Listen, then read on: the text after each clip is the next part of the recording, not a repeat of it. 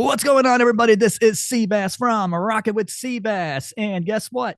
I have the one and only. He has the heart of steel. He comes in a line of fire. His name is Steve Brown. Yo, Sebastian, what's happening, Seabass? I'm doing Rock and roll. fantastic. Great to be Yes. with you finally. Yes. Oh man, it's been crazy trying to get everything scheduled up, man. It was nuts. I know, and hi to everybody out there on the worldwide rock and roll intraweb. Steve Brown is here. Have no fear. Whew, that was smooth. So, you've been very busy lately, man. I know you've been, doing things with Trixter, obviously, but you have started up a tribute band called Always Jovi. Tell me about that. Why did you decide to start that up?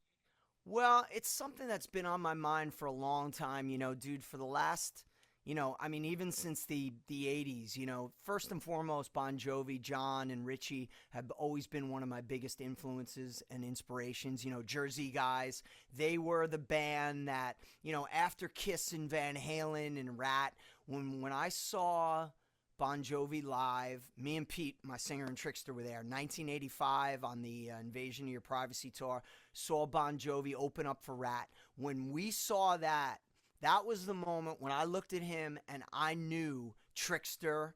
That I said, that's our role model. That's our inspiration. They're 45 minutes south of us on the Garden State Parkway. We're going to fucking do this. And they, sure enough. And, about a year later, John was the first guy, rock star, to get behind Trixter and help us out. We got him our first demo tape, the Just Having Fun tape.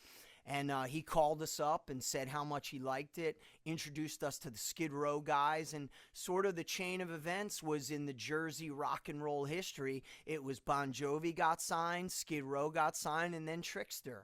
And so we're part of that great, Jersey rock lineage of the 80s, hard rock. And so uh, I always modeled myself, like you talked about Heart of Steel before. Listen to that song, and if you don't hear a heavy Bon Jovi influence and, a Bon Jovi and Def Leppard influence, it's so obvious, and especially vocally. I mean, Pete and I, we would always just go, man, it's got to sound like John and Richie. It's got to sound. So, it was something that's been in my mind, and last year I finally said, you know what, it's now or never. I have a couple friends that are in big tribute bands. My bandmate in Tokyo Motorfist, Greg Smith, is in the Great Journey tribute Voyage with Robbie Hoffman, who's Extreme's manager. And basically with their guidance and Nikki Starr from That Arena Rock Show, it was basically kind of like, man, you got to do this. And vocally, I have this crazy ability that I sound just like John back in his heyday. And that's something that Phil Collin and Joe Elliott from Leopard would always drill into my head. Phil would always say, you sound like John if John could really be a singer, and not in a derogatory way, because, back in the day, John was one of the best.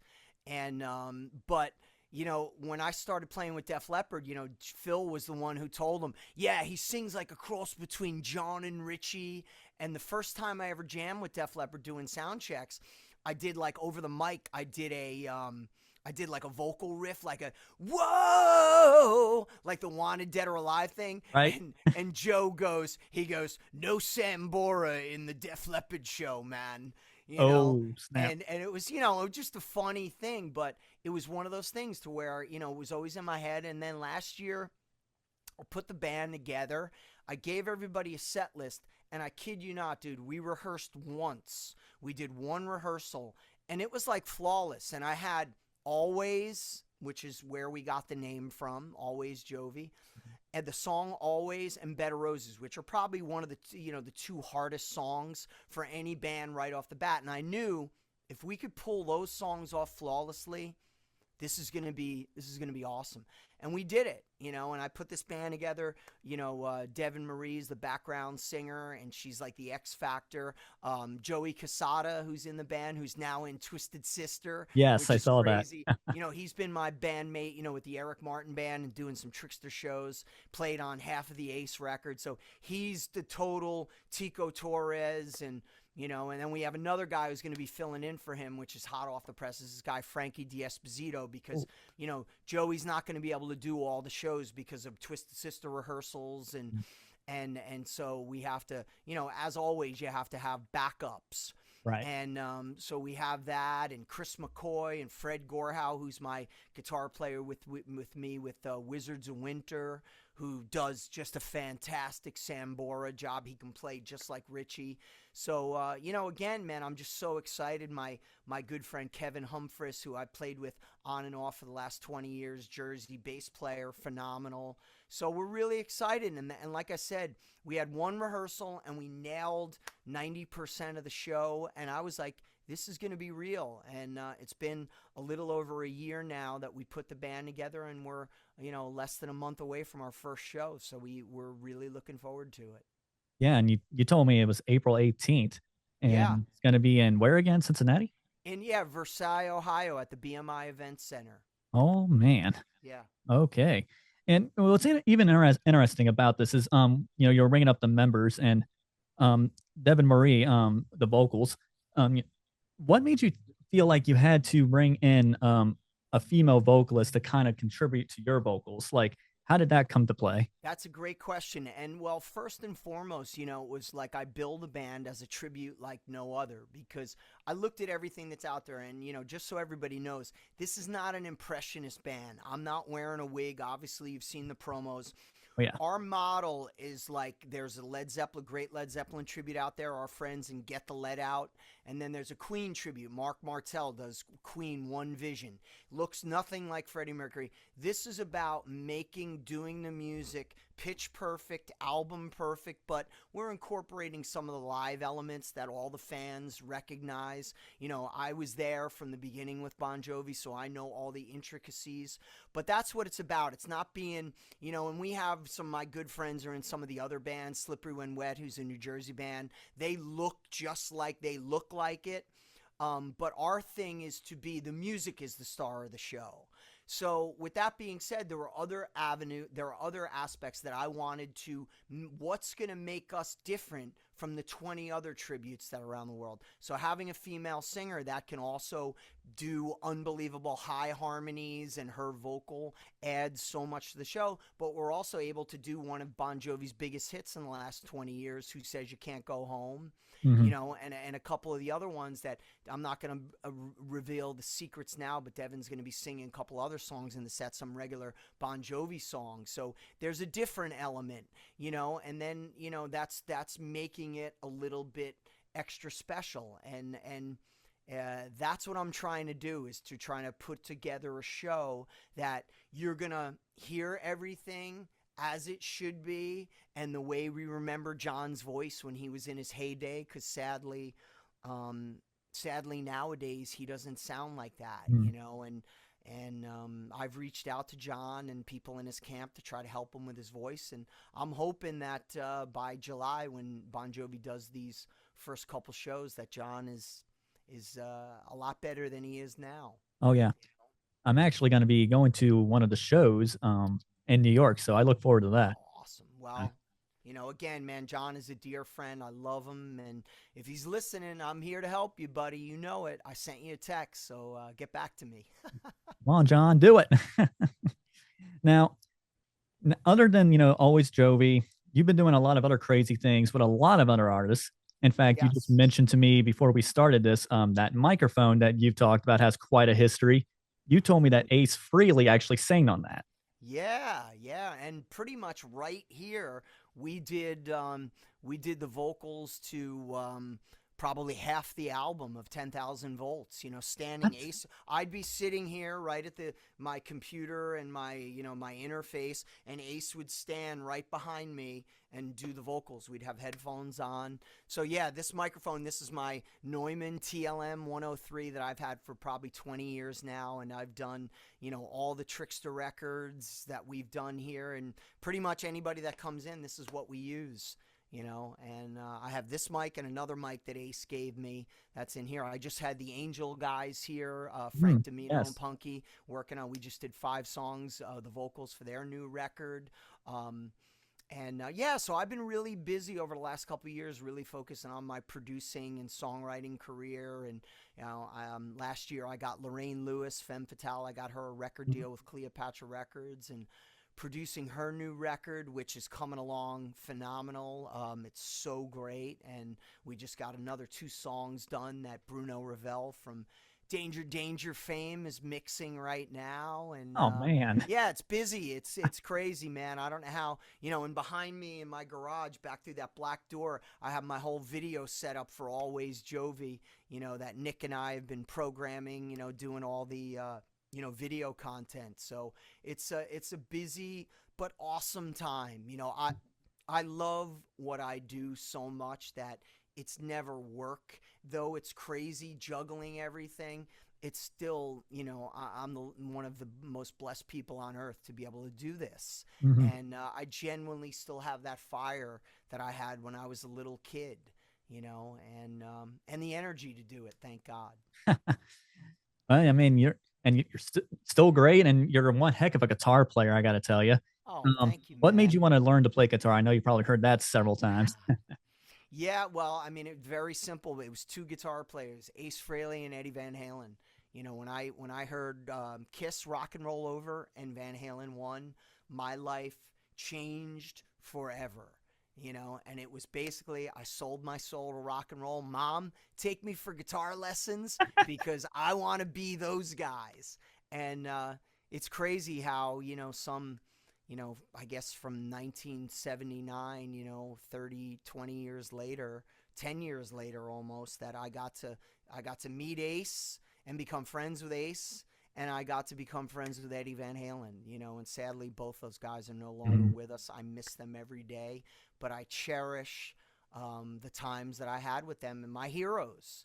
And it was, though Ace and I were such good friends and I've known him for so long, when I was working with him, man, there were moments where I pinched myself, like, especially when he was here, I'd be like, holy shit, I'm fucking working, I'm producing and co-writing songs with Ace. And, I mean, I'll tell you, man, one great story. The first time Ace came here for me and him to work together, the first thing he said to me, like we got settled, oh, I love your studio. It's like mine. We have similar setups.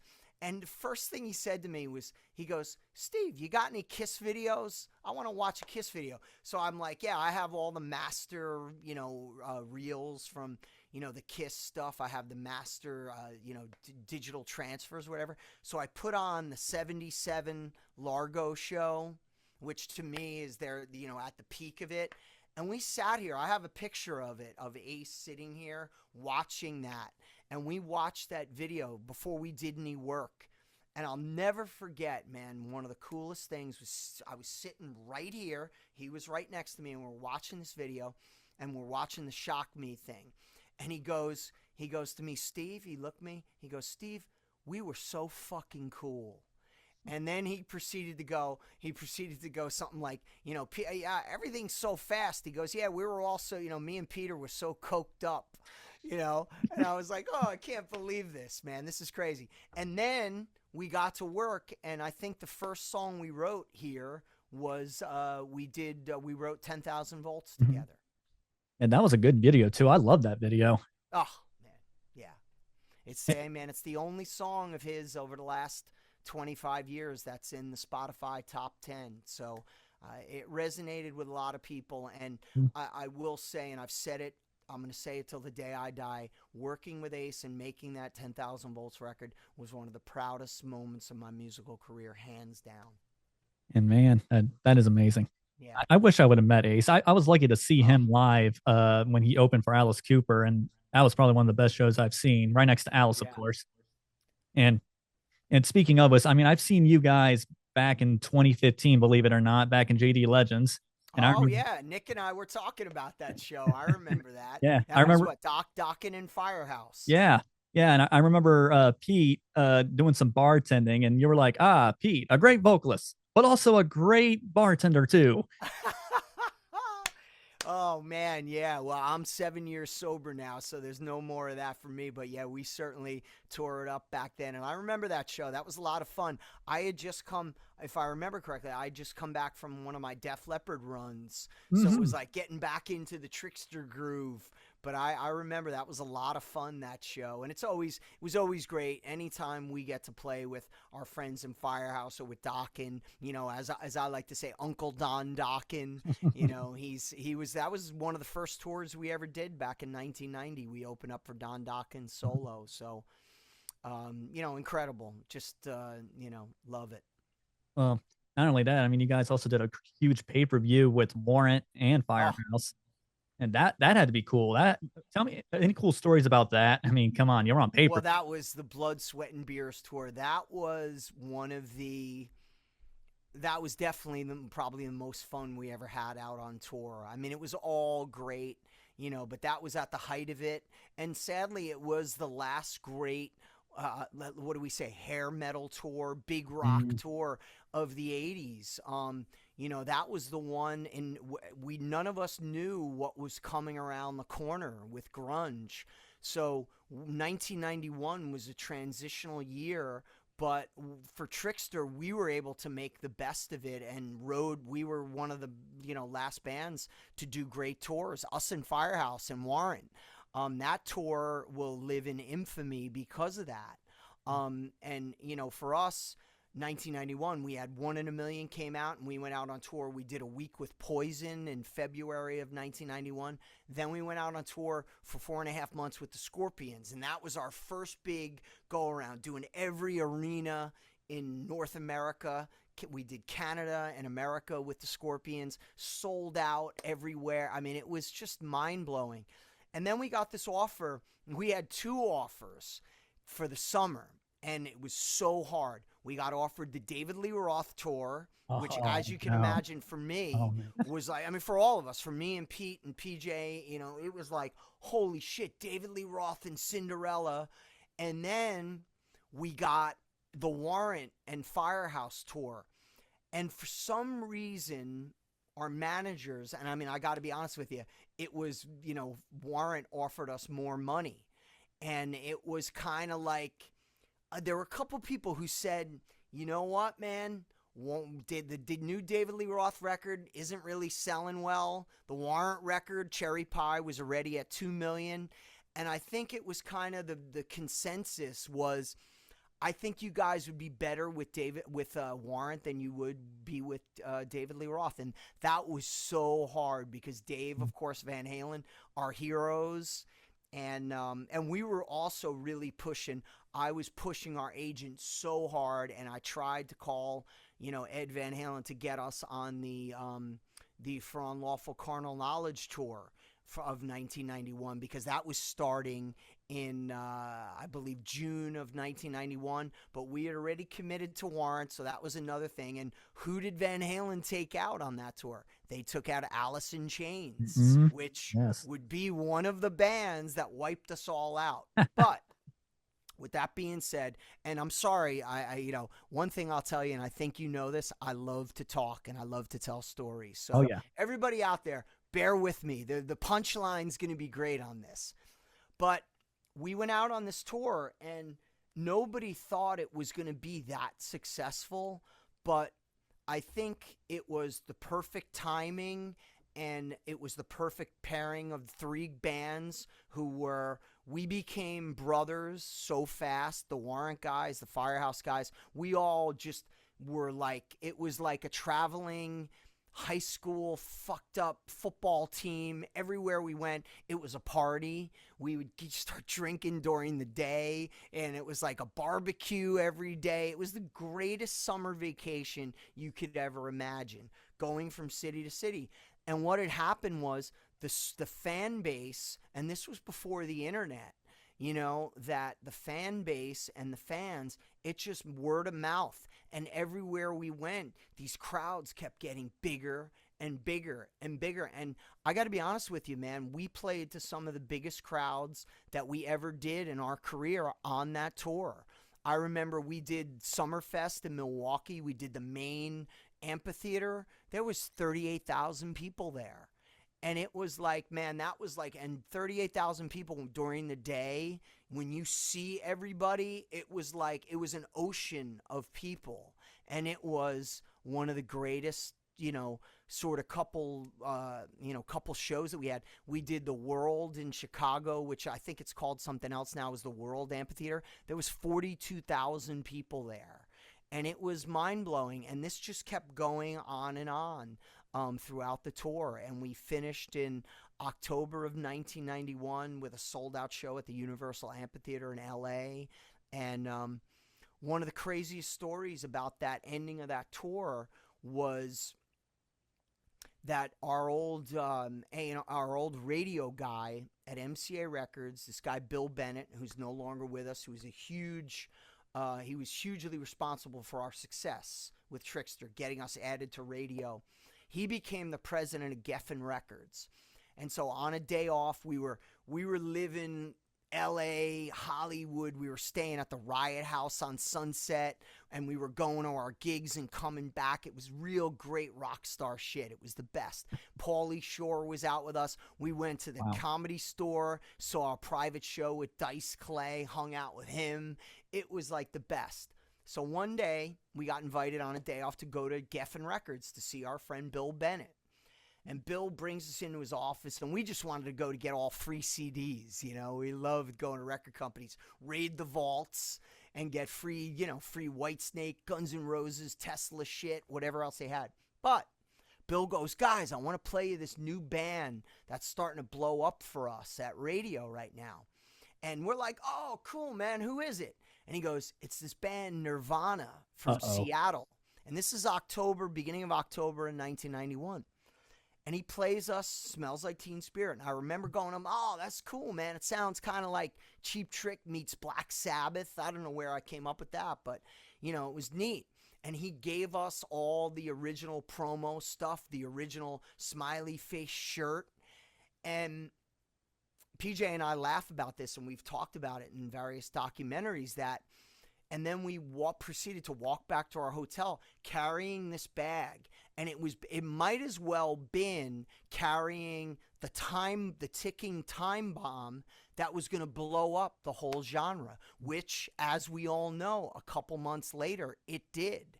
And then it was Nirvana, Pearl Jam, Alice in Chains, and grunge proceeded to wipe out the whole 80s hard rock scene. But that story, man, and it's one of those things. PJ's brother was with us, and he was always the guy who had the video camera. And I always say, man, why didn't he have his camera then? Because it was so, that footage. But I remember it like yesterday, all of us walking out with these bags, and we had the Nirvana, promo tape, the cassette, the fucking bumper sticker. And man, it was, what a moment that was. But still, it was still unbelievable time. And, the Warren Trixter Firehouse tour, I'll tell you one thing, man. It's amazing we all made it through and our livers didn't blow up from all the partying that we did. Wow. Man, that's amazing. I wish I was part of that time, dude. Oh, man, I say to everybody, dude, it was the greatest. I have a 26-year-old daughter, Lily, and I tell her all the time, Lil, you would have loved the 80s. It was the fucking best. I don't mean to rub it in. I tell Nick the same thing. They're doing that arena rock show, man. They are living it, and I give them pointers. Now you got to do this. You got to do that. Oh, yeah. He always tells me like how you call him a lot and say, yeah, he loves to mentor us a lot. And I'm like, oh, I bet he does. That's awesome. Yeah. Well, hey, man, that's what I do. I love to share, and I love to tell everybody the stories. It truly was. And, PJ and I, again, I met PJ when he was 12 years old and I was 14. When he joined the band, I was 16 and he was 14. So, I mean, we were there. I remember seeing him at Bon Jovi shows before we were playing together, and guys in other bands too. I mean, shit, we played our first, original shows opening up for the original Skid Row before Sebastian was in the band. Oh, that's awesome. I mean, it was magical times. Now, speaking of with you and PJ, this is before the last question here. So, Obviously, you're doing a lot of material with a lot of artists, but I got to ask you, are you and PJ going to do any new Trickster albums? Yeah, oh yeah.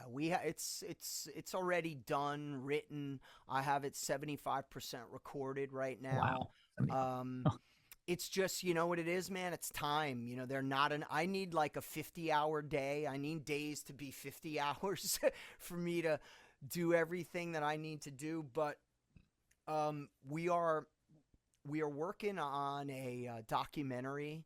oh, It's called One in a Million, and It's not a Trickster documentary, but it's the documentary of PJ and I, our journeys as musicians and all the different things that we do. But the fact for the last 38 years, we always come back together. You know, PJ and I are brothers, and we have spent more time together with each other than been with anybody else in our lives, our families included. You know, so there's a very special bond. And though we do different projects, PJ's been playing in Fozzy, he's played with Lita Ford, played with Ra, but he always comes back. Whether I'm playing with Def Leppard or Dennis DeYoung or would be Always Jovi or whatever I'm doing, Trickster is always our common thing.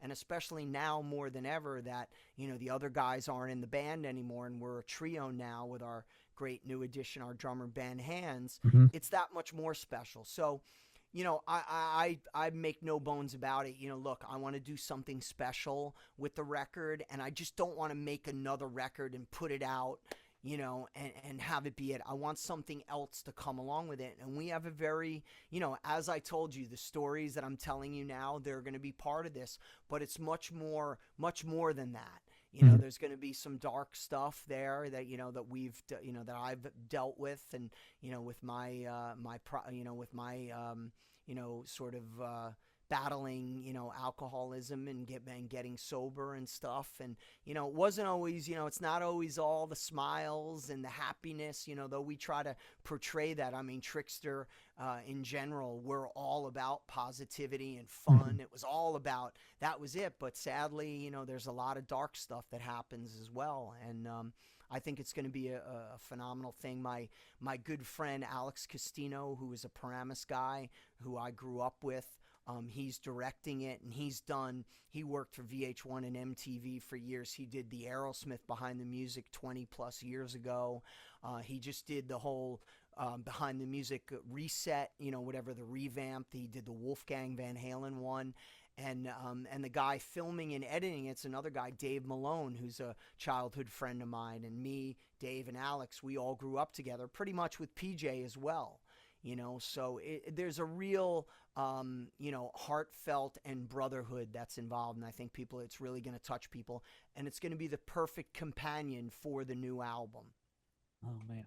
And Well, hopefully that's going to be next year, right. but I can't guarantee that. Right. Well, no rush, but I do definitely look forward to it, man. I really do. Yeah, Um, you're gonna be. I played Nick some of the new music, and if I see oh wow, you, Nick already hears it. if you come out to one of the shows, I will play you something, and I think you're gonna be. I couldn't be more excited. Everybody that I played this stuff for is blown away. So Oh heck yeah, man. I'd definitely like to.